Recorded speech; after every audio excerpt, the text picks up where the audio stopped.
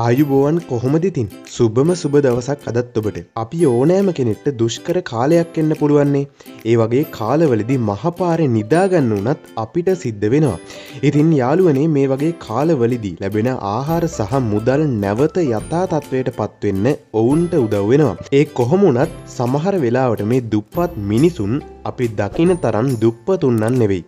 ඇතැම් විට මහපාරේ ආබාධ හා තුවාල මවා පෙන්නමින් ව්‍යාජ ලෙස සිඟමන් යදිමින් බලා සිටින්නන්ගේ අනුකම්පාව දිනා ගනිමින් මුදල් ලබා ගන්නටද ඔවුන් සමත් වෙලා තියෙනවා. මේ කියන්න යන්නේ මෙතෙක් හසු වංචාකාරී ලෙස මුදල් ලබා ගන්නා ව්‍යාජ ආබාධිතයන්ගේ එකතුවක් ගැන. ඉතින් අද අපි මුලින්ම පදික වේදිකාවේ ඉඳන් මුදල් උපයන මේ වංචනික පුද්ගලයා ගැන බලමු. බැලූ බැල්මට නම් පෙනෙන්නේ මොහු කිසිදු හවුහරණයක් නොමැතිකම නිසා පදික වේදිකාවේ වාඩි වී පදිකයින්ගෙන් මුදල් ඉල්ලා සිටින අංග විකල පුද්ගලයෙක් බවයි. ඒ කෙසේ වෙතත් රැවටිලිකාරී පෙනුමක් ඇති මොහු පෙනෙන ආකාරයේ පුද්ගලයෙක් නම් නෙවෙයි. බලන්නකො මොකද වෙන්නේ කියලා. ඉතින් ආශ්චර්යයක් නේද? පදික වේදිකාවේ ගමන් කරපු කෝපයටපත් මේ පුද්ගලයාගේ සුව කිරීමේ හැකියාව හරි පුදුමයි නේද? පදිකයාගේ චෝදනා මැද යාචකයාගේ අතුරුදන් වූ නැත්තම් කපා දැමූ පාදය එකවරම වර්ධනය වූ ආකාරය හරි පුදුමයි නේද? ඉතින් බලන්නකෝ මොහු දක්ෂ ලෙස පාදයේ ක්‍රීඩා කොට කලිසම තුලට දමා සංගවාගෙන තිබුණු ආකාරය. වීදිවල මේ විදියට සිඟමනේ යෙදෙන්න තරම් ඔහුට තියෙන හේතුව කුමක්දයි පැහැදිලි නැතත් මේකනම් ඔහුට ගොඩක් ලාභදායී වෘත්තියක් වෙන්න ඇති. කිහිලිකරු ජවනිකාව. ඉතින් ඊළඟට අපි කියන්න යන්නේ කිහිලිකරු කට්ටලයක් මගින් ඇවිද යන දකුණු අප්‍රිකාවේ කේප් ටවුන් වල යාචකයෙක් ගැන. ඔස්කාර් සම්මානයට පාත්‍ර වෙන ආකාරයේ රංගනයක් ඉදිරිපත් කළ මේ පුද්ගලයා හසු වුණේ මෝටර් රථ පේලි අතර ඇවිදිමින් රියදුරන්ගෙන් මුදල් ඉල්ලා සිටින අවස්ථාවකයි. ට්‍රක් රථ රියදුරෙක් තමාව රූගත කරන බව දුටු වහාම මොහු රංගනයේ නවතා සාමාන්‍ය ලෙස නැගී සිටිනවා. ඉන්පසු ට්‍රක් රථ රියදුරා අසලට සිනාසෙමින් ගොස් කෝපය සොලවමින් ඔහුගෙන්ද මුදල් ඉල්ලා සිටියා.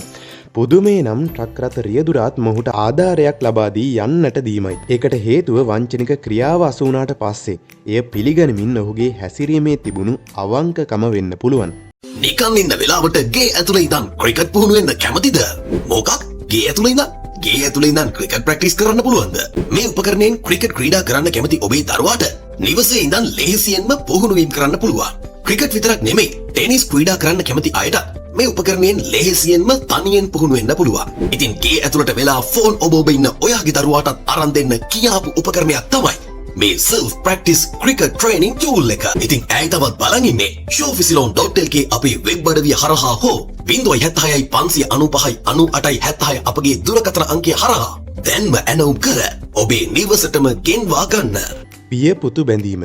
ඉතින් මේ වෙනකන් අපි දැක්කේ තනි පුද්ගලයෙක්ගේ සංදර්ශනනේ. ඉතින් මේ කියන්න යන වංචාකරු Tamanගේ සහයට කුඩා සහකරුවෙකුත් බඳව ගන්න තීරණය කරලා තියෙනවා. මේක පවුලේ ව්‍යාපාරයක් විදියට Tamanගේ දරුවාත් යොදාගෙන තමයි කරගෙන යන්නේ. ඉතින් මේ දරුවාගේ වෙලුන් පටියෙදු අත ඔවුන් දෙදෙනාට ටොන් ගණනක මුදල් උපයා දීලා තියෙන බව නම් විශ්වාසයි.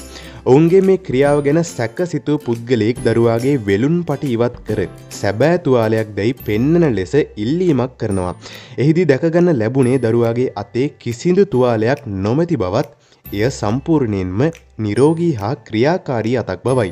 සාමාන්‍යයෙන් නිරෝගී දරුවෙක් දැකීමට බොහෝම කැමති වුණත් මේ වෙලාවේ නම් මොවුන්ට වටා සිටින පිරිස මේ බොරුව නිසා අතිශය කෝපයට පත් වුණා. මේ නිසා ඔවුන් දෙදෙනා අය මගහරමින් එතනින් හිමීට ඉවතට ගමන් කළා. කොහොමුණත් මේ තාත්තයි පුතයි අතර මේ තරම් රංගපෑමක් කරන්න තරම් බැඳීමක් හා විශ්වාසයක් තියෙන එකම ලොකු පුදුමයක් නේද? පවුලේ සවාරිය. මේ යාචකයාගේ කතාව ගත්තොත් ඔහු සිඟමනේ යෙදෙන්නේ ඔහුගේ බිරිඳ සහ දරුවන් සිව් දෙනාත් සමග ඔවුනුත් මෙයට සහභාගී කරගනිමින්. ඉතින් මේ පාකිස්තානයේ පවුලක් පියා පාද අද්දමින් ගමන් කරන අතර පවුලේ අය ඔහු පසුපසින් පැමිණෙනවා. සිඟමන් යදින ප්‍රදේශය හරහා ගමන් කරන විට ඉතා අපහසුවෙන් ගමන් කරන මොහුගේ හැසිරීම මන්සන්දියකට හැරුණු වහාම වෙනස් වෙනවා. ඔහුගේ දරුවන් ඔහු වට කරමින් සිටියදී පියා යාචක ඇඳුම් ඉවත් කර වහාම සාමාන්‍ය ඇඳුමෙන් සැරසී දෙපයින් ඇවිදිමින් ගමන් කරනවා. නමුත් මේ සියල්ලම කැමරාවක සටහන් වෙනවා. මේ සියලු දර්ශන සමාජ මාධ්‍ය හා ප්‍රවෘත්ති වෙබ් අඩවිවල පළ කිරීමත් සමග ඔවුන්ට විරුද්ධව මහජනතාව තුළ විශාල කෝපයක් හටගන්නවා. ළමා යාචකයින් අපි මීට කලින් පෙන්නුව වංචාකාරී පවුල මෙහෙවන්නේ පියා විසින්නේ. ඒත් මේ කුඩා දරුවා තනියම තමයි මේ සිඟබන් යැදීම සිදු කරන්නේ.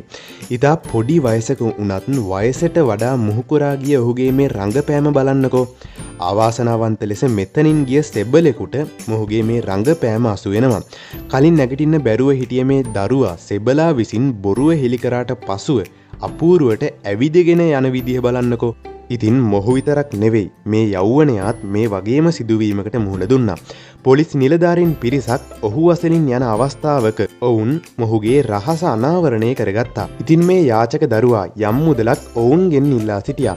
නමුත් මීට පෙරත් මේ ආකාරයේ සිදුවීම් අත්විඳ ඇති පොලිසිය මේ විදිහට ඔවුන්ගේ රංගපෑම සොයාගත්තා. මුදල් ඉල්ලමින් හිටිය මේ තරුණයා දෙපයින් හිටගෙන සමාව ඉල්ලන විදිය බලන්නකෝ. යාචකයන්ට හිරිහැර කිරීම තහනම් වුණත් මේ ආකාරයේ වංචනික ක්‍රියාවලදී පොලිසියට මේ විදියට කටයුතු කරන්න පුළුවන්.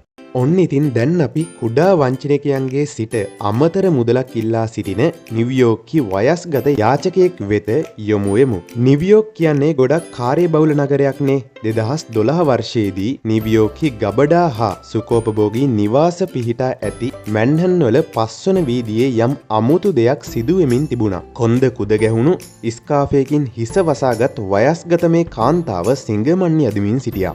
එය මිලියනපතියන් ධනවත් වෘත්තිකයන් හා ව්‍යාපාරිකයන් තම රාජකාරිය සඳහා නිතරම ගමන් කරන මාර්ගයක්. ඉතින් මේ නිසාම මේ කාන්තාවට පැයකට 50කගේ පමණ ආධාර ලැබුණු අතර එය වසරකට ඩොලර් දහස් ගණනක් වුණා. ඉතින් මේ ගැන නිව්යෝර්ක් නගර වාසීන්ගේ පවා දැඩි අවධානයට යොමු වුණා. මේ නිසාම ඉන්සයිඩ් එඩිෂන් පුවත්පතේ මාධ්‍ය වේදනයක් මේ පිළිබඳ සොයා බලන්න තීරණය කළා. මේ අනුව උන් මේ කාන්තාව ලුහු බැද යන්න වුණා. ඉතින් සෑම දිනකම අවසානයේ ඇය යන ස්ථානය ඔවුන් සොයා බැලුවා. එහිදී ඇය බසයක් මගින් ගොස් වෑන් රථයකට ගොඩ වෙන ආකාරයත් මද වේලාවකින් එයින් බැස යෙහෙලියන් හා විනෝද වෙමින් සාප්පු සවාරියේ යෙදෙන බවත් ඔවුන්ට නිරීක්ෂණය වුණා. පුදුමය නම් එවිට ඇය වයස අවුරුදු 50ක පමණ වීමත් කිසිදු ආකාරයක සිරුරේ කුදු බවක් දක්නට නොලැබීමයි. ඉතින් පසුදින ඔවුන් මේ පිළිබඳව ඇයගෙන් ගොඩක් ප්‍රශ්න කරත් ඇය දිගටම තමාගේ රංගනයේ යෙදී සිටියා මිස එයට අවධානය යොමු කළේ නෑ. ඉතින් බලන්නකො යාළුවනේ මෙයාලගේ රංගපෑම් කොහොමද කියලා. ඔන්න ඉතින් මේ වීඩියෝ එකෙන් අපි ඔයාලට ගෙනාවේ ලෝපුරා වාර්තා වූ වංචාකාරී යාචකයන්ගේ අපූරු රංගපෑම් කිහිපයක් ගැන. වීඩියෝ එක හොඳයි කියලා දැනුමක් ලැබුණා කියලා හිතෙනවා නම් වීඩියෝ එකට ලයික් එකක් දාන්නත් අමතක කරන්න එපා. ඔයාලගේ දැනුමට යමක් එකතු කරන මෙවැනිම තවත් වීඩියෝ එකකින් අපි ඉක්මනටම මුණ ගැසෙමු. ඉතින් අප සමග දිගටම රැඳී සිටින්න කියලත් අපි ඔයාලගෙන් ඉල්ලීමක් කරනවා. ඔබට සුබ දවසක්.